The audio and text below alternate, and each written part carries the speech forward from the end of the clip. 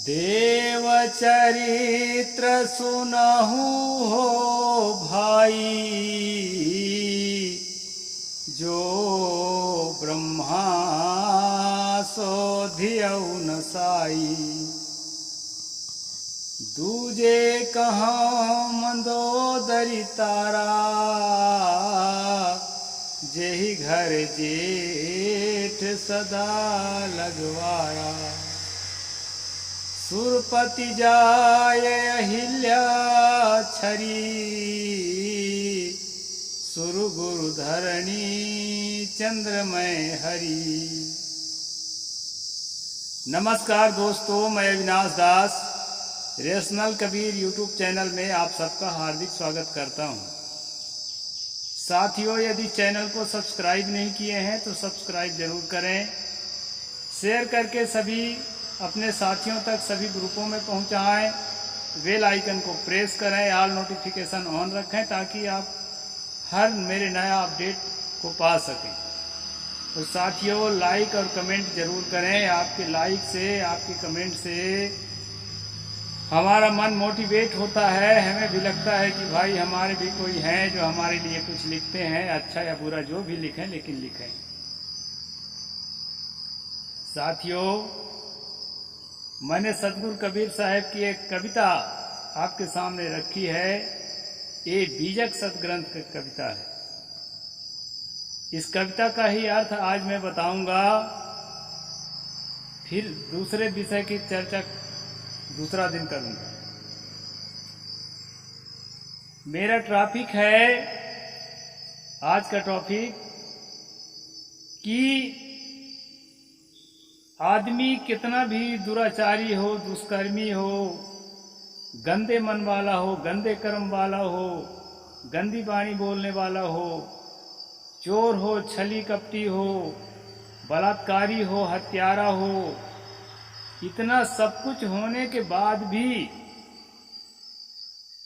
भीड़ की जो श्रद्धा है उसके प्रति क्यों बनी रहती है, इसके कारण पर मैं चर्चा करने जा रहा हूं। दोस्तों, आपको भी अचरज लगता होगा कि ऐसा आप देख भी रहे हैं, वर्तमान में भी देख रहे हैं कि जितना ज्यादा अपराधी किस्म के लोग हैं धार्मिक क्षेत्र में, उतना ही ज्यादा उनके पीछे भीड़ है। और जो सचमुच साधना कर रहे हैं, अपने मन को साध रहे हैं, तन मन वचन से पवित्र जीवन जी रहे हैं, उनके पास बहुत थोड़े लोग जो रेशनल हैं, जो तर्कशील हैं, जो विचारशील हैं, ऐसे लोग ही आपको दिखाई पड़ेंगे, मुट्ठी भर लोग। और साथियों, उन्हीं मुट्ठी भर लोगों में से मैं अपने को भी देख रहा हूं। बहुत थोड़े फॉलोअर्स हैं, लेकिन सितारों के बीच चांद जैसे, या यूं कहें जुगनुओं के बीच सूर्य की तरह मेरे फॉलोअर्स हैं। दमदार हैं, तर्कशील हैं और अपने बौद्धिकता पर आत्मविश्वास रखते हैं। आत्मसम्मान और आत्म स्वाभिमान के साथ जीवन जीने वाले लोग हैं। इससे मुझे बहुत प्रसन्नता है। दोस्तों, मैं निराश नहीं हूं कि मेरे पास भीड़ कम है तो मैं निराश हूं। तो मैंने जो प्रश्न उठाया है उसी पर मैं अपने चर्चा को फोकस करता हूं। सतगुरु कबीर साहब ने कहा कि ए मेरे भाइयों, ए मेरे बहनों, ये देवताओं के चरित्र को तो देखो, कैसे कैसे चरित्र के लोग भगवान और ईश्वर बने बैठे हैं। सबसे बड़ा परमात्मा जो सृष्टि को रचना करने वाला है ब्रह्मा, जैसा कि कहा जाता है। ब्रह्मा को श्रीमद् भागवत में चित्रित किया गया है कि अपने बेटी का ही बलात्कार कर लिया, और बलात्कार करने के बाद उसको अपने पत्नी ही बना लिया, पत्नी बनाकर उसके साथ जीवन जीने लगा। साथियों, जो ब्रह्मा सोधियउ न साई, और जो है जिसको परम भक्त कहा गया है, मंदोदरी भगवान का, वो जो है रावण के मरते ही विभीषण की पत्नी बन गई। तारा जो कि बाली की पत्नी थी, वह सुग्रीव को अपना पति बना लिया। और जो चंद्रमा जिसको कहा जाता है, ये चांद वाला चंद्रमा नहीं, कोई चंद्रमा नाम का कोई भगवान कोई देवता होता होगा। ये जो पृथ्वी का उपग्रह चंद्रमा है, ये तो पत्थर मिट्टी का पिंड है, कि क्या अच्छा बुरा कर्म करेगा बेचारा, तो निर्जीव पदार्थ है। तो चंद्रमा नाम का इनका कोई देवता है। वो देवता क्या करता है, अपने गुरु, अपने देवताओं के गुरु बृहस्पति की पत्नी को उसके साथ जो है दुराचार करता है। और जो देवताओं का सबसे बड़ा देवता है, वेदों के अनुसार सबसे बड़ा परमात्मा है। जो लोग सनातन सनातन चिल्लाते हैं ना, उन मूर्खों को याद दिलाना चाहता हूं कि सनातन कुछ भी नहीं होता है। हिंदू धर्म की शुरुआत यदि माना जाए तो वेदों से है। वेदों में सबसे बड़ा परमात्मा इंद्र है। और समय बदलने के साथ जब पुराण काल आता है तो सबसे बड़ा बलात्कारी भी इंद्र है। जिसको सबसे बड़ा परमात्मा मानते थे, उसको सबसे बड़ा बलात्कारी मानना शुरू कर दी। सनातन का मतलब होता है जो पहले जैसा था वैसा ही बाद में भी हो रहा है और सदा वैसा ही रहा है। पहले यज्ञ हवन के अलावा कुछ भी नहीं था। ये पूजा पाठ, ये तमाम तरह के ध्यान जप, ये बाद में जो है मूल निवासियों की चिंतनशीलता को धीरे धीरे अपने में समावेश करते करते जो है आर्यों ने ध्यान चिंतन भी करना शुरू कर दिया, आत्मज्ञान का चिंतन भी करने लगे। नहीं तो दोस्तों यज्ञ हवन के अलावा कुछ भी नहीं जानते, पशुओं को काट कर स्वाहा करना ही अपना धर्म समझते थे। तो मैं ये कहना चाहता हूँ, सनातन वनातन कुछ नहीं होता है। हर चीज हर समय बदल रही है, हर कम्युनिटी के नियम कानून बदल रहे हैं। इस तरह से सनातन कुछ नहीं होता है। आज का मूल विषय है दोस्तों, जो दुराचारी हैं, जो व्यभिचारी हैं, जो बलात्कारी हैं, जो हत्यारा हैं, जो जातिवादी हैं, उन सबके ऊपर भीड़ की श्रद्धा कैसे बनी हुई है। विष्णु ने जालंधर की पत्नी वृंदा का बलात्कार करने के बाद भी भगवान बना घूमा, आज भी घूम रहा है। शंकर जो महामोहनी रूप जब विष्णु ने धारण किया, साड़ी ब्लाउज पहन के, टिकली बिंदिया लगाए के, तो लंगोटी खोल के नंगा होके दौड़ने लगा। जो सबसे बड़ा त्यागी तपस्वी कामदेव को भस्म करने वाला माना गया है। इतना ही नहीं, 18 पुराणों में से एक मत्स्य पुराण है, उसमें देखेंगे कि एक आदि नाम के व्यक्ति को गुदा मैथुन करके, और ऐसा गुदा मैथुन किया कि अपने शिश्न में लोहा का कोई ऐसा कवर लगाया था, वहाँ लिखा है वज्र लगाया था, वज्र को लगा के और उसको मार डाला गुदा मैथुन करके। तो ऐसे ऐसे भगवान, ऐसे ऐसे देवता पर लोगों की आस्था क्यों टिकी हुई है। साथियों, अभी जो उन भगवानों के अवतार राम रहीम, रामपाल, आसाराम इत्यादि बहुत सारे आप देख रहे हैं, फलाहारी बाबा और क्या क्या, इनके साथ भी यही हो रहा है। इतना सारा जो है कुनबा कैसे बटोर लेते हैं लोग, और लोगों की श्रद्धा कैसे बनी रहती है। उसका एक ही कारण है दोस्तों, इन सारी बातों के पीछे एक छोटा सा कारण है, उसको आप बारीकी से समझिए। आप सब तर्कशील हैं, मेरे चैनल से जुड़े लोग।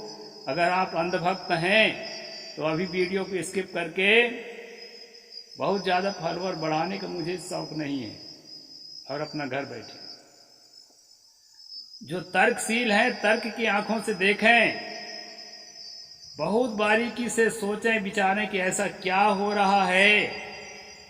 जो गंदे से गंदा आचरण करने वाला आदमी भगवान बनकर, देवता बनकर के हमारे दिलो दिमाग में पूज रहा है। राम जो माता पिता का भक्त कहा गया, तड़पते बिलखते बाप को मरने के लिए छोड़कर जंगल की ओर चले जाते। इतना निष्ठुरता और निर्दयता के साथ माता तड़प रही है, अपने माता कौशल्या को तो शिक्षा देने लगे थे कि आप जो है नारी हैं। वाल्मीकि रामायण किसी दिन पढ़ के सुनाऊंगा इसी विषय पर। आप नारी हैं, आप तो अर्धांगिनी हैं, पिता के वचन में आपका वचन शामिल है। आप मुझे रोकने को क्यों उद्यम करती हो? ये तो आपका वचन उल्टा हो जाएगा। नारी तो कुछ होती नहीं है, वो तो पुरुष का ही अंग होती है। इस तरह शिक्षा देने लगा है, मैं दिखाऊंगा। तो इतना निष्ठुर और निर्दयी इंसान जो सीता को आग में झोंकने के लिए तैयार हो गए, जो पत्नी है, उतना में भी संतोष नहीं हुआ तो जंगल में छुड़वा दिया। एक किसी के कहने मात्र से, किसी काल नाम के बामन के कहने मात्र से लक्ष्मण को देश निकाला कर दिया। इतना निष्ठुर और निर्दयी इंसान भी भगवान के रूप में पूजा जाता है। कृष्ण जो है कितने ही महिलाओं से बलात्कार पे विचार करता हुआ भी भगवान बना हुआ है। साथियों, मैं किसी की निंदा नहीं कर रहा हूँ, जैसा किताबों में लिखा है उसका मैं केवल चित्रण कर रहा हूँ। अब इस बात को बताने का प्रयास कर रहा हूँ कि ये सब कुछ करते हुए भी हम भगवान कैसे बने रह सकते हैं इस भारत के अंदर। अगर इन बातों को निंदा समझते हैं आप और बुरा समझते हैं तो सबसे पहले गीता प्रेस को आप लोग उस पर क्लेम करिए और सारी किताबों को जलवा दीजिए और दोबारा नहीं छपने दीजिए। ये सब गीता प्रेस, वेंकटेश्वर प्रेस और क्या क्या तमाम बहुत सारे प्रेस हैं, सारी प्रेसों में किताबें छपती हैं और उनमें सारी बातों का वर्णन रहता है। धड़ल्ले से छापते हैं, बेचते हैं, उन पर कोई अटैक नहीं। हम उसको पढ़ के सुनाते हैं तो हमें लोग कहते हैं कि देख लेंगे तुमको।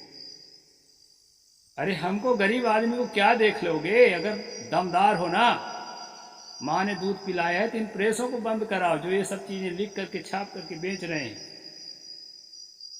तो साथियों, ऐसे लोग परमात्मा के रूप में, देवता के रूप में, भगवान के रूप में हमारे दिलो दिमाग में क्यों जगह पाते हैं, ये आज का मुख्य प्रसंग है। आप लोग सोचिए और कारण समझ में आए तो मुझे बताइए। मेरे समझ में तो एक ही कारण आया है कि ये जितने लोग हैं जिनका मैं नाम गिना और जिनका भी नाम मेरे दिमाग में नहीं आया है, इस प्रकार के जितने भी लोग हैं जिनको देवता और भगवान कहा गया, वो सिर्फ और सिर्फ एक कारण से हमारे दिलो दिमाग में राज कर रहे हैं दोस्तों।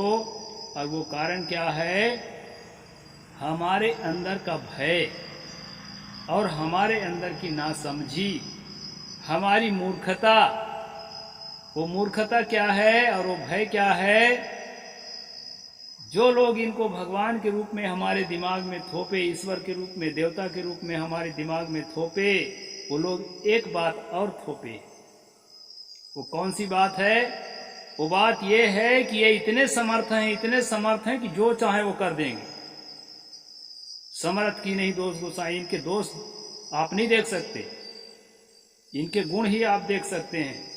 और जो है ये जो चाहे वो कर देंगे। और दूसरी इनमें एक और ताकत है देवताओं भगवानों में, ये आपको देख रहे हैं, आपके इर्द गिर्द जो है ये आपको देख रहे हैं, आप क्या कह रहे हैं, क्या कर रहे हैं, क्या करने जा रहे हैं, क्या सोच रहे हैं।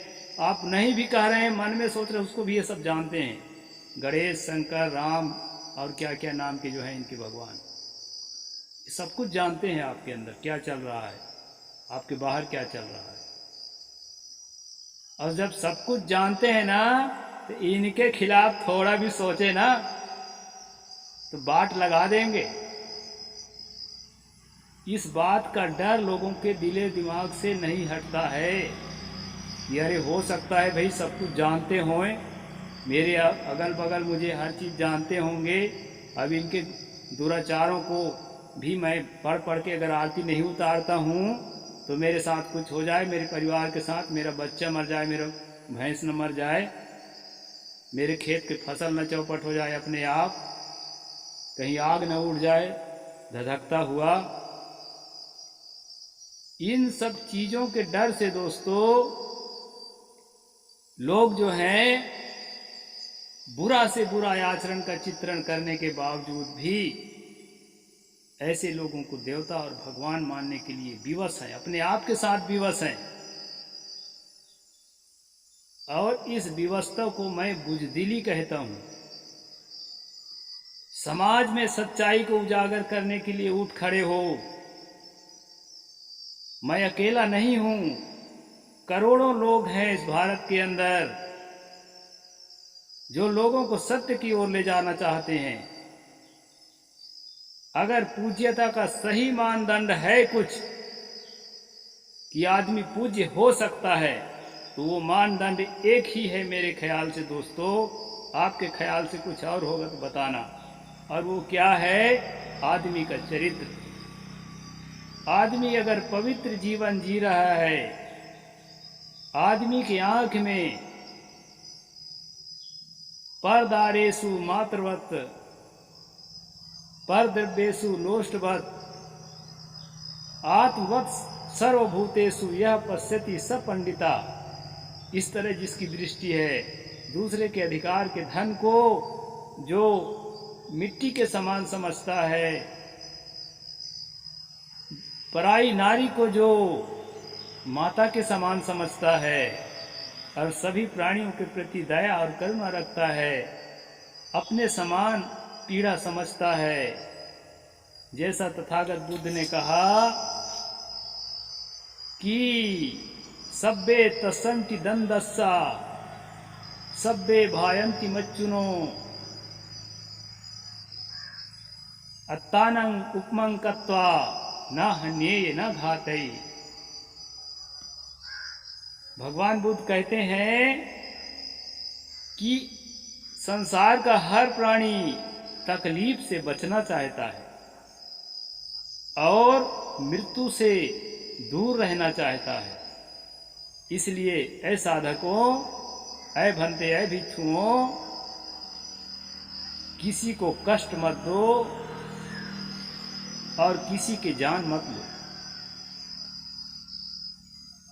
सतगुरु कबीर साहेब ने इस बात को कहा है बिगरायल और के बिगरो ना ही बिगारो, घाव काहीं पर घालो जित देखो तित प्राण हमारो। मैं जिधर देखता हूं मुझे अपना प्राण प्रिय नजर आता है। अत्तानं उपमंकत्वा, अपने ही दुखों के समान उसका उपमा कर, उसको तुलना कर, उसको तौलो। तथागत कहते हैं ना हन्ये न घाते। सदगुरु कहते हैं घाव काहीं पर घालो जित देखो तित प्राण हमारो। मेरा अपना प्राण प्रिय है, जिधर भी देखता हूं मुझे अपना प्राण प्रिय नजर आता है।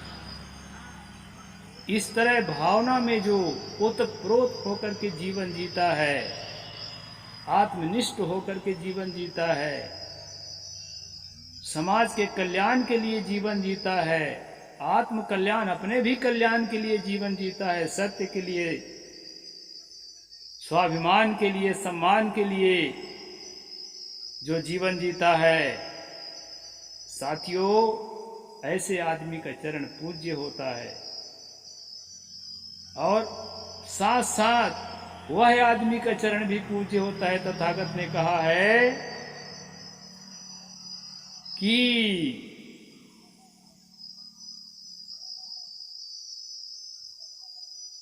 अग्नि, अभी दिमाग में नहीं आ रहा है, उन्होंने कहा है यम्हा धम्मं वियाने